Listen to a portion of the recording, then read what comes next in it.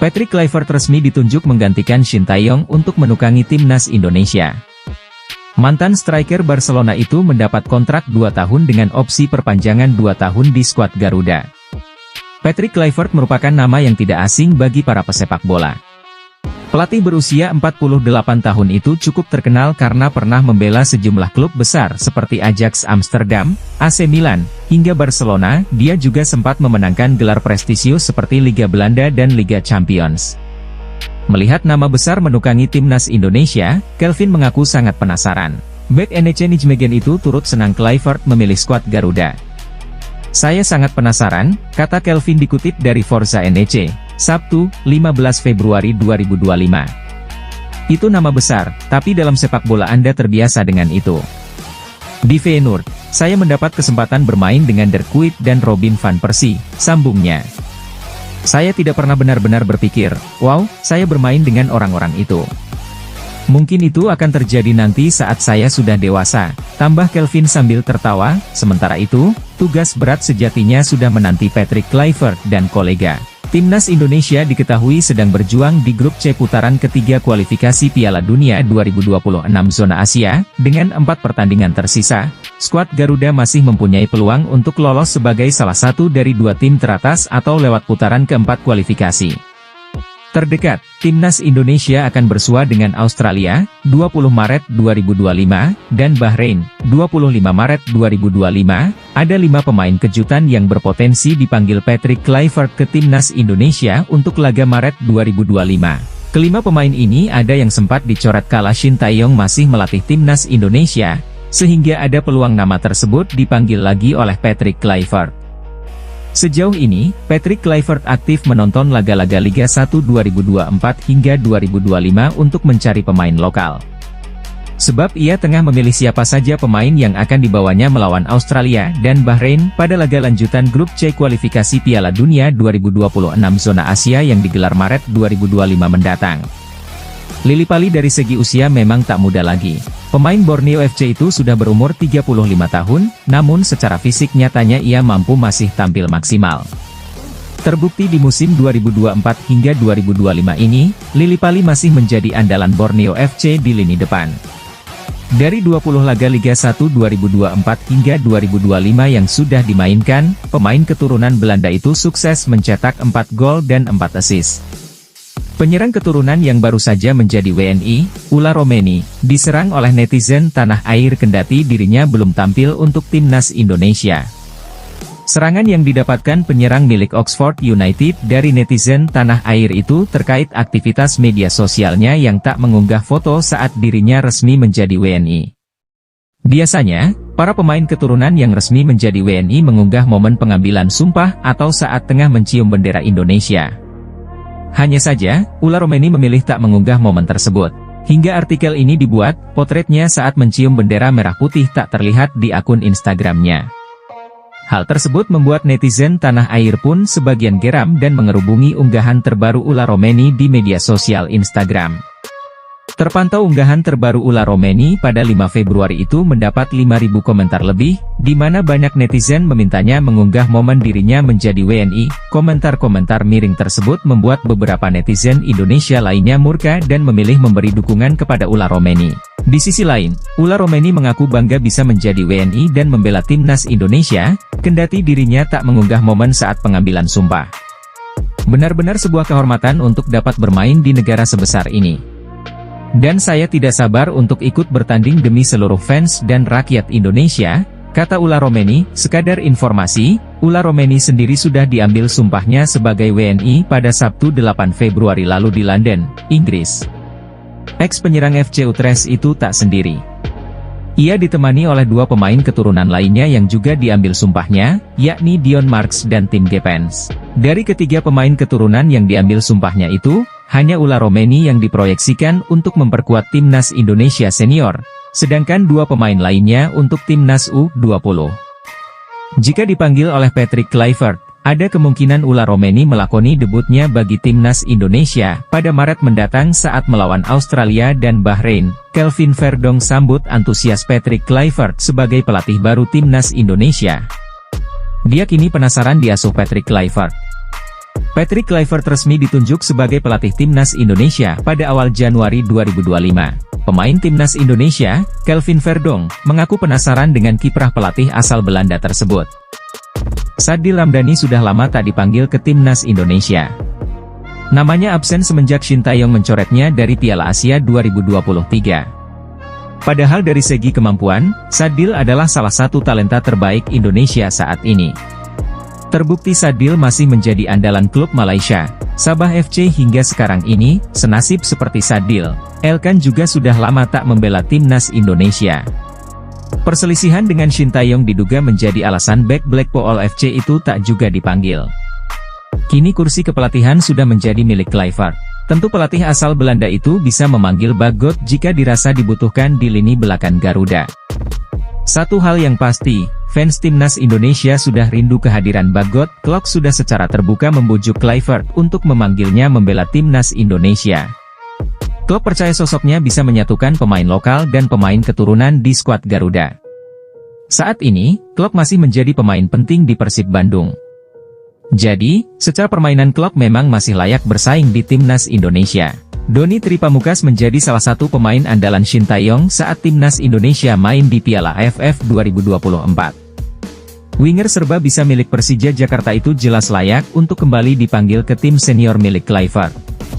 Saat ini, Doni tengah bersama timnas Indonesia U20 asuhan Indra Syafri di Piala Asia U20 2025.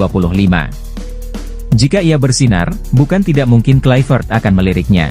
Prediksi line-up mengerikan timnas Indonesia U23 racikan Gerald van den Burg di kualifikasi Piala Asia U23 2026. Gerald van den Burg memiliki skuad mematikan yang berpotensi mengantarkan timnas Indonesia U23 lolos Piala Asia U23 2026. Disinyalir, skuad edisi kali ini lebih mematikan ketimbang saat timnas Indonesia U23 lolos semifinal Piala Asia U23 2024. Ketiadaan pemain-pemain seperti Nathan Choe Aon, Rizky Ridho dan Pratama Arhan yang usianya sudah melebihi 23 tahun, dapat digantikan pemain lain. Posisi Nathan Choe Aon bisa digantikan Delano van der Heijden yang digadang-gadang akan dinaturalisasi menjadi warga negara Indonesia, WNI. Kemudian, posisi peninggalan Rizky Ridho dapat digantikan Dion Marks. Bagaimana dengan Pratama Arhan? Posisi Pratama Arhan bisa diisi fullback kiri FC Emmen, tim Gepens.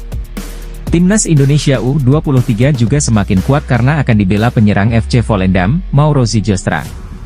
Penyerang 21 tahun itu mengaku sudah menyerahkan berkas naturalisasinya ke PSSI sejak September 2024. Melihat komposisi pemain yang ada, apa formasi yang diturunkan Gerald van den Burg? Pelatih 60 tahun itu disinyalir menurunkan formasi 3-4-1-2, posisi penjaga gawang dipercayakan kepada Cahya Supriyadi. Lanjut ke posisi 3 bek sejajar ada Muhammad Ferrari, Dion Marks dan Justin Hubner. Kemudian posisi wingback kanan diisi Victor Dethan dan Tim Gepens di sisi sebelahnya. Untuk dua gelandang sentral, Marcelino Ferdinand dan Ivar Jenner bisa jadi pilihan.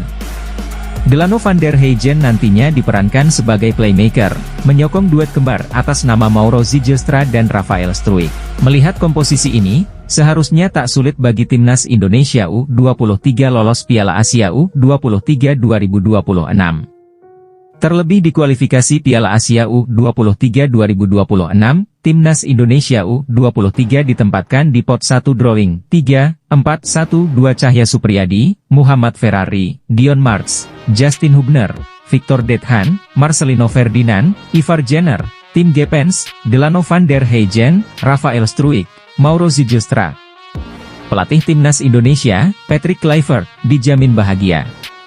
Sebab, pemain termahal timnas Indonesia dalam sejarah, Mees Hilgers, makin eksis di kompetisi antar klub nomor 2 Eropa, Liga Eropa 2024 hingga 2025. Setelah keluar masuk ruang perawatan sejak November 2024, Mees Hilgers akhirnya kembali bermain sebagai starter bersama sang klub, FC Twente. Momen itu tersaji saat FC Twente menjamu klub asal Norwegia, Bodo Glimt di leg E playoff 16 besar Liga Eropa 2024 hingga 2025, Jumat, 14 Februari 2025, dini hari waktu Indonesia Barat mentas sebagai bek tengah dalam pola 4-3-3. Mees Hilgers mendapatkan nilai 6,4 dari laman statistik WhoScored. Berkat bantuan bek 23 tahun ini, FC Twente menang dramatis 2-1 atas Bodo Glimt. Pekan depan, gantian FC Twente yang tandang ke markas Bodo Glimt di leg 2 playoff 16 besar Liga Eropa 2024 hingga 2025. FC Twente hanya perlu hasil imbang untuk memastikan tempat di 16 besar. Jika lolos 16 besar, lawan yang dihadapi FC Twente bukan kaleng-kaleng. Klub peringkat 3 Eredivisie 2023 hingga 2024 ini akan menantang salah satu dari Olympiakos, Yunani, atau Rangers FC, Skotlandia. Jika tidak mengalami cedera lagi, Mees Hilgers dipastikan siap membela timnas Indonesia saat melawat ke markas Australia, 20 Maret 2025, dan menjamu Bahrain, 25 Maret 2025. Baik dalam pola 2 atau 3 back, tenaga Mees Hilgers akan diandalkan pelatih timnas Indonesia, Patrick Kluivert. Semenjak mengambil sumpah WNI pada akhir September 2024.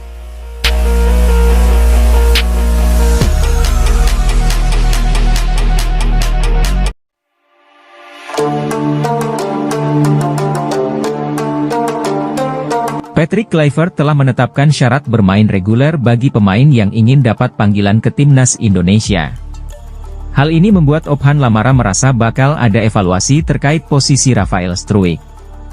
Timnas Indonesia akan kembali berlaga pada lanjutan kualifikasi Piala Dunia 2026, Maret 2025 nanti. Skuad Garuda akan berjumpa Australia di Sydney dan menjamu Bahrain di Jakarta. Patrick Kluivert mengatakan salah satu syarat untuk bisa memperkuat timnas Indonesia melanjutkan kualifikasi Piala Dunia 2026 adalah menjadi pemain utama di klubnya masing-masing. Itu berarti, menurut Ophan Lamara, beberapa pemain andalan di bawah asuhan Shin Tae-yong yang ada saat ini akan dievaluasi oleh tim kepelatihan baru yang dikepalai Patrick Kluivert.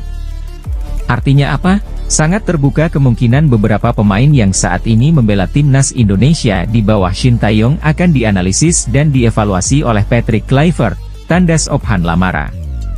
Salah satu yang saya dengar belakangan ini adalah Rafael Struijk. Kita tahu di Brisbane Roar, di Australia, Rafael emang kerap jadi cadangan. Nah, ini menjadi warning, imbuhnya sementara itu, Ramadan Sananta, Ricky Kambuaya, dan Pratama Arhan tampil memesona dan membuat ketiganya dinilai berpeluang kembali dipanggil ke timnas Indonesia. Mereka dapat menit bermain secara reguler dari klubnya masing-masing. Sebaliknya beberapa nama seperti Ramadan Sananta dan Ricky Kambuaya kemudian Pratama Arhan setelah pindah ke Thailand, yang belakangan menjadi andalan di klub masing-masing, tukas Ophan Lamara. Bahkan Ramadan Sananta beberapa pertandingan belakangan ini kerap mencetak gol dan disaksikan langsung oleh Kluivert. Kemudian Ricky Kambuaya juga bersama Dewa United semakin tajam. Ini bisa menjadi bagian dari pemain yang akan dianalisa untuk kembali dipanggil, Ophan Lamara menambahkan. Jadi sekali lagi, statement dari Kluivert itu sangat jelas. Yang jadi langganan cadangan di klub masing-masing, ya besar kemungkinan mereka tidak akan dipanggil. Kalau dipanggil akan menjadi cadangan. Sebaliknya, yang selama ini mungkin dalam tanda kutip dibuang oleh Shin Tae-yong, akan kembali dipanggil, tutup Ophan Lamara. Gelandang timnas Indonesia, Tom Haye kini dilirik oleh klub papan atas Liga Belanda, FC Utrecht. Sebab, Tom Haye adalah sosok pemain yang dinilai cerdas. Memang, sosok Tom Haye tampil apik bela Almere City saat melawan FC Utrecht pada lanjutan Liga Belanda, Minggu, 9 Februari 2025. Tom Haye pun membantu Almere City menang 1-0 di markas FC Utrecht. Gol semata wayang Almere City kala itu dicetak oleh Junior Kadile pada menit ke-28. Pada laga ini, Tom Haye tampil starter dan ditarik keluar pada menit ke-76. Meski tak tampil 90 menit, gelandang timnas Indonesia itu mampu menjadi salah satu pembeda di atas lapangan. Para pendukung FC Utrecht pun menyebut Haye sebagai pemain cerdas dan layak untuk didatangkan musim depan. Hal ini disampaikan salah satu jurnalis RTV Utrecht, yakni Paul Pesel baru-baru ini. Bukankah kita kehilangan seorang pemain yang berkata, teman-teman, ini sudah sejauh ini dan tidak ada lagi yang bisa dilakukan, ucap Paul Pesel dikutip dari Utrecht Fans PNL. Di Almere, mereka memiliki Tom Haye, yang merupakan agen bebas. Saya sudah mengatakannya kepada Jordi Zuidam, Direktur Teknik FC Utrecht, sambungnya. Lebih lanjut, Paul Pesel menyebut bahwa FC Utrecht tak memiliki pemain seperti Tom Haye yang cerdas. Meski lemah secara fisik dibanding pemain lainnya, Hal ini terlihat di laga FC Utrecht versus Almere City, di mana ex-Heerenveen itu tampil apik dengan operan-operannya yang bisa membuat rekannya bergerak bebas. Dia, Tom Haye, adalah pemain yang membuat pemain lain bebas, kata Paul Pessel. Dia bukanlah pemain cepat, tapi dia pemain yang berpikir cepat dan mudah mencari solusi, ungkapnya. Atas dasar itu, Paul Pessel menyarankan FC Utrecht untuk merekrut Tom Haye pada akhir musim. Diketahui, Tom Haye sendiri hanya dikontrak 1 musim saja bersama Almere City. Kontraknya akan berakhir pada akhir Juni 2025 mendatang.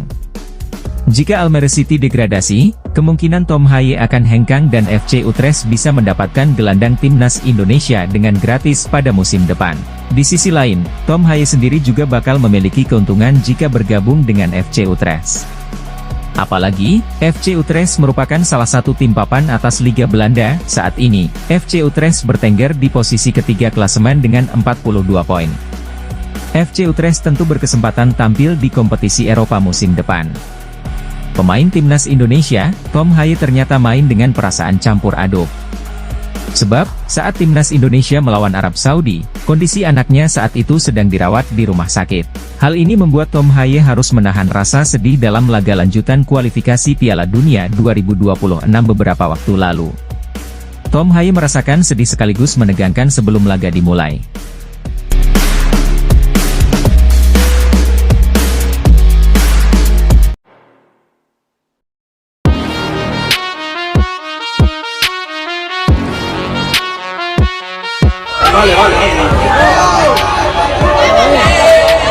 Bahwa dia akan segera menuju ke Jakarta bersalaman dengan Ketua Umum PSSI Pak Erick Thohir. Lamine Yamal siap. Timnas Indonesia tampaknya semakin serius dalam memperkuat skuad Garuda dengan mendatangkan pemain-pemain berkualitas internasional. Salah satu yang sedang hangat dibicarakan adalah proses naturalisasi Amo Ouricho dan Lamine Yamal, pemain berbakat yang siap memperkuat lini serang timnas Indonesia. Namun, banyak yang penasaran, berapa sebenarnya biaya yang dikeluarkan oleh Indonesia untuk proses naturalisasi pemain muda berbakat ini. Proses naturalisasi sendiri bukanlah hal yang murah. Selain biaya administrasi dan hukum yang melibatkan pengurusan dokumen kewarganegaraan, ada juga negosiasi kontrak antara pemain, agen, dan PSSI yang turut memengaruhi besarnya dana yang digelontorkan. Sebagian biaya juga berkaitan dengan adaptasi pemain di Indonesia, termasuk pelatihan, penyesuaian dengan tim, serta biaya lainnya yang timbul selama proses naturalisasi berlangsung. Meskipun angka pastinya belum dipublikasikan, beberapa sumber menyebutkan bahwa biaya untuk seorang pemain seperti Amo Ouricho bisa mencapai angka yang cukup signifikan, mengingat kualitasnya yang sudah terbukti di Eropa dan potensi besar yang dimilikinya. Tentu proses ini bukanlah hal yang mudah, baik dari segi administrasi maupun finansial. Namun, PSSI jelas berharap investasi ini akan terbayar lunas dengan peningkatan kualitas skuad timnas Indonesia yang semakin kompetitif di ajang internasional. Menariknya, proses naturalisasi Amo Ouricho bukan hanya soal biaya, tetapi juga strategi panjang PSSI untuk membawa timnas Indonesia ke level yang lebih tinggi. Dalam jangka panjang, pengaruh pemain-pemain naturalisasi seperti Amo Ouricho bisa memberikan dampak besar dalam mewujudkan impian besar Indonesia, yakni lolos ke Piala Dunia 2026. Dengan begitu banyaknya pemain berbakat yang kini diproses untuk menjadi WNI, timnas Indonesia semakin berpotensi kuat. Amo Ouricho adalah satu dari banyak pemain yang diharapkan bisa membawa timnas ke level yang lebih tinggi. Pelatih timnas Indonesia, Patrick Kluivert, patut memerhatikan Adrian Wibowo, yang bisa menjadi pesaing Rafael Struijk di skuad Garuda. Struijk merupakan salah satu andalan timnas Indonesia sejak dia dinaturalisasi pada 2023 lalu, dan melakoni debutnya pada Juni 2023 lalu. Dia bahkan bermain melawan Argentina dalam laga uji coba di jendela internasional Juni 2023 tersebut. Sang striker berusia 21 tahun sudah mengemas 22 caps bersama tim senior hingga kini, namun baru melesakkan 1 gol. Perkembangan karirnya pun mengalami kendala di Australia, lantaran Brisbane Roar kerap mencadangkannya.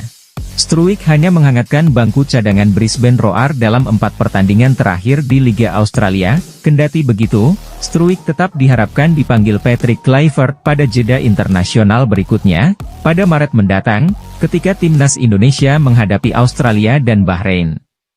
Sebab, tak banyak opsi penyerang di skuad Garuda pada saat ini, Meskipun ular Romani sudah dinaturalisasi, namun, Patrick Kluivert patut mendengar kabar dari Amerika Serikat, dengan penyerang keturunan Indonesia, Adrian Wibowo, makin mengalami peningkatan karir. Dia telah dipromosikan ke tim senior Los Angeles FC, tim besar di MLS, setelah bermain di level junior alias LAV 2 pada tahun lalu. Penyerang sayap berusia 19 tahun itu sukses mencetak 9 gol dan 6 assist dari 23 penampilan di MLS Next Pro pada musim lalu. Wibowo merupakan penyerang sayap, layaknya Rafael Struijk, dan dia berlatih bersama juara Piala Dunia 2018, Olivier Giroud dan Hugo Lloris, di skuad LAV pada saat ini. Dia ikut mencetak sebuah gol dalam uji coba melawan Phoenix Rising pada 3 Februari 2025 lalu, yang berakhir dengan skor 4-0 dengan Giroud juga ikut mencetak gol. Kabar terkini dari LAV adalah Wibowo termasuk dalam bangku cadangan ketika klub MLS itu mengalahkan tim raksasa Meksiko, Klub Amerika. Dalam laga uji coba yang digelar di BMO Stadium pada Rabu, 12 Februari 2025, pagi WIB tersebut, LAV menang dengan skor 2-1, namun Wibowo tidak bermain sama sekali. Kendati begitu, pengalaman menjadi bagian dari tim inti klub besar Amerika Serikat menunjukkan peningkatan dalam karirnya. Bukan tidak mungkin jika MLS sudah digelar nanti, Adrian Wibowo bakal mendapatkan menit bermain dan Patrick Kluivert patut untuk memerhatikannya.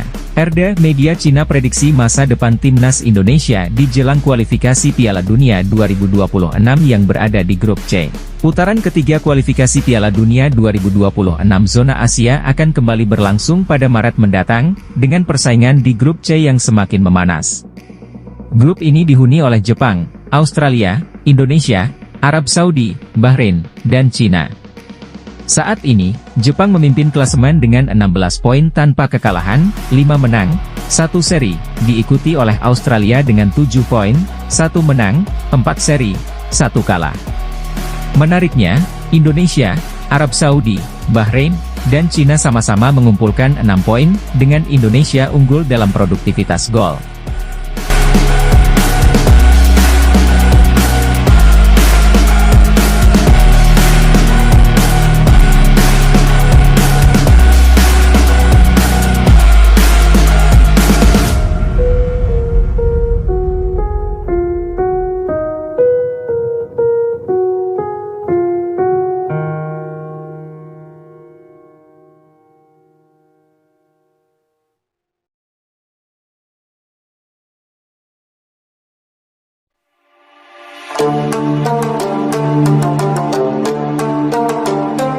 Patrick Kluivert telah menetapkan syarat bermain reguler bagi pemain yang ingin dapat panggilan ke timnas Indonesia.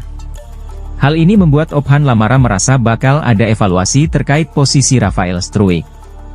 Timnas Indonesia akan kembali berlaga pada lanjutan kualifikasi Piala Dunia 2026, Maret 2025 nanti. Skuad Garuda akan berjumpa Australia di Sydney dan menjamu Bahrain di Jakarta. Patrick Kluivert mengatakan salah satu syarat untuk bisa memperkuat timnas Indonesia melanjutkan kualifikasi Piala Dunia 2026 adalah menjadi pemain utama di klubnya masing-masing. Itu berarti, menurut Ophan Lamara, beberapa pemain andalan di bawah asuhan Shin Tae-yong yang ada saat ini akan dievaluasi oleh tim kepelatihan baru yang dikepalai Patrick Kluivert. Artinya apa? Sangat terbuka kemungkinan beberapa pemain yang saat ini membela timnas Indonesia di bawah Shin Tae-yong akan dianalisis dan dievaluasi oleh Patrick Kluivert, tandas Ophan Lamara. Salah satu yang saya dengar belakangan ini adalah Rafael Struijk. Kita tahu di Brisbane Roar, di Australia, Rafael emang kerap jadi cadangan. Nah, ini menjadi warning, imbuhnya sementara itu, Ramadan Sananta, Ricky Kambuaya, dan Pratama Arhan tampil memesona dan membuat ketiganya dinilai berpeluang kembali dipanggil ke timnas Indonesia. Mereka dapat menit bermain secara reguler dari klubnya masing-masing. Sebaliknya beberapa nama seperti Ramadan Sananta dan Ricky Kambuaya kemudian Pratama Arhan setelah pindah ke Thailand, yang belakangan menjadi andalan di klub masing-masing, tukas Ophan Lamara. Bahkan Ramadan Sananta beberapa pertandingan belakangan ini kerap mencetak gol dan disaksikan langsung oleh Kluivert. Kemudian Ricky Kambuaya juga bersama Dewa United semakin tajam. Ini bisa menjadi bagian dari pemain yang akan dianalisa untuk kembali dipanggil, Ophan Lamara menambahkan. Jadi sekali lagi, statement dari Kluivert itu sangat jelas. Yang jadi langganan cadangan di klub masing-masing, ya besar kemungkinan mereka tidak akan dipanggil. Kalau dipanggil akan menjadi cadangan.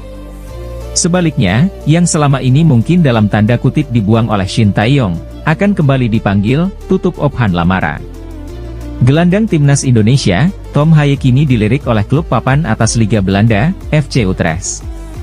Sebab, Tom Haye adalah sosok pemain yang dinilai cerdas. Memang, sosok Tom Haye tampil apik bela Almere City saat melawan FC Utrecht pada lanjutan Liga Belanda, Minggu, 9 Februari 2025. Tom Haye pun membantu Almere City menang 1-0 di markas FC Utrecht. Gol semata wayang Almere City kala itu dicetak oleh Junior Kadile pada menit ke-28. Pada laga ini, Tom Haye tampil starter dan ditarik keluar pada menit ke-76. Meski tak tampil 90 menit, gelandang timnas Indonesia itu mampu menjadi salah satu pembeda di atas lapangan. Para pendukung FC Utrecht pun menyebut Haye sebagai pemain cerdas dan layak untuk didatangkan musim depan. Hal ini disampaikan salah satu jurnalis RTV Utrecht, yakni Paul Pesel baru-baru ini. Bukankah kita kehilangan seorang pemain yang berkata, "Teman-teman, ini sudah sejauh ini dan tidak ada lagi yang bisa dilakukan," ucap Paul Pesel dikutip dari Utrecht Fans NL. Di Almere, mereka memiliki Tom Haye, yang merupakan agen bebas. Saya sudah mengatakannya kepada Jordi Zuidam, Direktur Teknik FC Utrecht, sambungnya. Lebih lanjut, Paul Pesel menyebut bahwa FC Utrecht tak memiliki pemain seperti Tom Haye yang cerdas. Meski lemah secara fisik dibanding pemain lainnya, hal ini terlihat di laga FC Utrecht versus Almere City, di mana ex-Heerenveen itu tampil apik dengan operan-operannya yang bisa membuat rekannya bergerak bebas. Dia, Tom Haye, adalah pemain yang membuat pemain lain bebas, kata Paul Pesel. Dia bukanlah pemain cepat, tapi dia pemain yang berpikir cepat dan mudah mencari solusi, ungkapnya. Atas dasar itu, Paul Pesel menyarankan FC Utrecht untuk merekrut Tom Haye pada akhir musim. Diketahui, Tom Haye sendiri hanya dikontrak 1 musim saja bersama Almere City. Kontraknya akan berakhir pada akhir Juni 2025 mendatang. Jika Almere City degradasi, kemungkinan Tom Haye akan hengkang dan FC Utrecht bisa mendapatkan gelandang timnas Indonesia dengan gratis pada musim depan.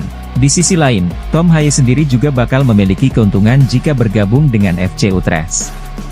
Apalagi, FC Utrecht merupakan salah satu tim papan atas Liga Belanda. Saat ini, FC Utrecht bertengger di posisi ketiga klasemen dengan 42 poin. FC Utrecht tentu berkesempatan tampil di kompetisi Eropa musim depan. Pemain timnas Indonesia, Tom Haye ternyata main dengan perasaan campur aduk. Sebab, saat timnas Indonesia melawan Arab Saudi, kondisi anaknya saat itu sedang dirawat di rumah sakit. Hal ini membuat Tom Haye harus menahan rasa sedih dalam laga lanjutan kualifikasi Piala Dunia 2026 beberapa waktu lalu. Tom Haye merasakan sedih sekaligus menegangkan sebelum laga dimulai.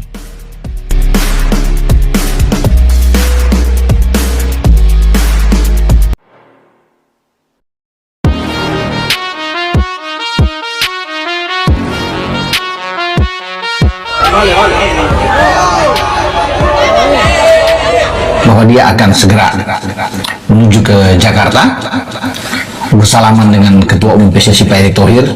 Lamine Yamal siap. Timnas Indonesia tampaknya semakin serius dalam memperkuat skuad Garuda dengan mendatangkan pemain-pemain berkualitas internasional. Salah satu yang sedang hangat dibicarakan adalah proses naturalisasi Amo Ouricho dan Lamine Yamal, pemain berbakat yang siap memperkuat lini serang timnas Indonesia. Namun, banyak yang penasaran, berapa sebenarnya biaya yang dikeluarkan oleh Indonesia untuk proses naturalisasi pemain muda berbakat ini. Proses naturalisasi sendiri bukanlah hal yang murah. Selain biaya administrasi dan hukum yang melibatkan pengurusan dokumen kewarganegaraan, ada juga negosiasi kontrak antara pemain, agen, dan PSSI yang turut memengaruhi besarnya dana yang digelontorkan. Sebagian biaya juga berkaitan dengan adaptasi pemain di Indonesia, termasuk pelatihan, penyesuaian dengan tim, serta biaya lainnya yang timbul selama proses naturalisasi berlangsung.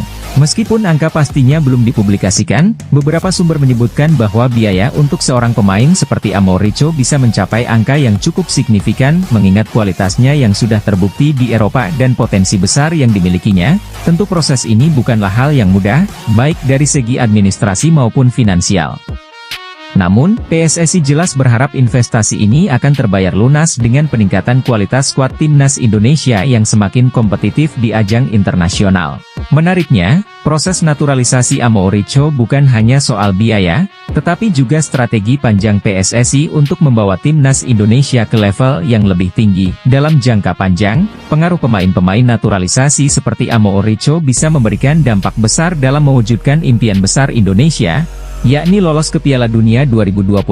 Dengan begitu banyaknya pemain berbakat yang kini diproses untuk menjadi WNI, timnas Indonesia semakin berpotensi kuat. Amouricho adalah satu dari banyak pemain yang diharapkan bisa membawa timnas ke level yang lebih tinggi. Pelatih timnas Indonesia, Patrick Kluivert, patut memerhatikan Adrian Wibowo, yang bisa menjadi pesaing Rafael Struijk di skuad Garuda. Struijk merupakan salah satu andalan timnas Indonesia sejak dia dinaturalisasi pada 2023 lalu, dan melakoni debutnya pada Juni 2023 lalu. Dia bahkan bermain melawan Argentina dalam laga uji coba di jendela internasional Juni 2023 tersebut. Sang striker berusia 21 tahun sudah mengemas 22 caps bersama tim senior hingga kini, namun baru melesakkan 1 gol. Perkembangan karirnya pun mengalami kendala di Australia, lantaran Brisbane Roar kerap mencadangkannya. Struijk hanya menghangatkan bangku cadangan Brisbane Roar dalam 4 pertandingan terakhir di Liga Australia. Kendati begitu, Struijk tetap diharapkan dipanggil Patrick Kluivert pada jeda internasional berikutnya, pada Maret mendatang, ketika timnas Indonesia menghadapi Australia dan Bahrain. Sebab, tak banyak opsi penyerang di skuad Garuda pada saat ini. Meskipun Ula Romeni sudah dinaturalisasi, namun, Patrick Kluivert patut mendengar kabar dari Amerika Serikat. Dengan penyerang keturunan Indonesia, Adrian Wibowo, makin mengalami peningkatan karir. Dia telah dipromosikan ke tim senior Los Angeles FC, tim besar di MLS, setelah bermain di level junior alias LAV 2 pada tahun lalu. Penyerang sayap berusia 19 tahun itu sukses mencetak 9 gol dan 6 assist dari 23 penampilan di MLS Next Pro pada musim lalu. Wibowo merupakan penyerang sayap, layaknya Rafael Struijk, dan dia berlatih bersama juara Piala Dunia 2018, Olivier Giroud dan Hugo Lloris, di skuad LAV pada saat ini. Dia ikut mencetak sebuah gol dalam uji coba melawan Phoenix Rising pada 3 Februari 2025 lalu, yang berakhir dengan skor 4-0 dengan Giroud juga ikut mencetak gol. Kabar terkini dari LAV adalah Wibowo termasuk dalam bangku cadangan ketika klub MLS itu mengalahkan tim raksasa Meksiko, Klub Amerika. Dalam laga uji coba yang digelar di BMO Stadium pada Rabu, 12 Februari 2025, pagi WIB tersebut, LAV menang dengan skor 2-1, namun Wibowo tidak bermain sama sekali. Kendati begitu, pengalaman menjadi bagian dari tim inti klub besar Amerika Serikat menunjukkan peningkatan dalam karirnya. Bukan tidak mungkin jika MLS sudah digelar nanti, Adrian Wibowo bakal mendapatkan menit bermain dan Patrick Kluivert patut untuk memerhatikannya. RDA Media Cina prediksi masa depan timnas Indonesia di jelang kualifikasi Piala Dunia 2026 yang berada di grup C. Putaran ketiga kualifikasi Piala Dunia 2026 zona Asia akan kembali berlangsung pada Maret mendatang, dengan persaingan di grup C yang semakin memanas. Grup ini dihuni oleh Jepang, Australia, Indonesia, Arab Saudi, Bahrain, dan Cina. Saat ini, Jepang memimpin klasemen dengan 16 poin tanpa kekalahan, 5 menang, 1 seri, diikuti oleh Australia dengan 7 poin, 1 menang, 4 seri, 1 kalah. Menariknya, Indonesia, Arab Saudi, Bahrain, dan Cina sama-sama mengumpulkan 6 poin, dengan Indonesia unggul dalam produktivitas gol.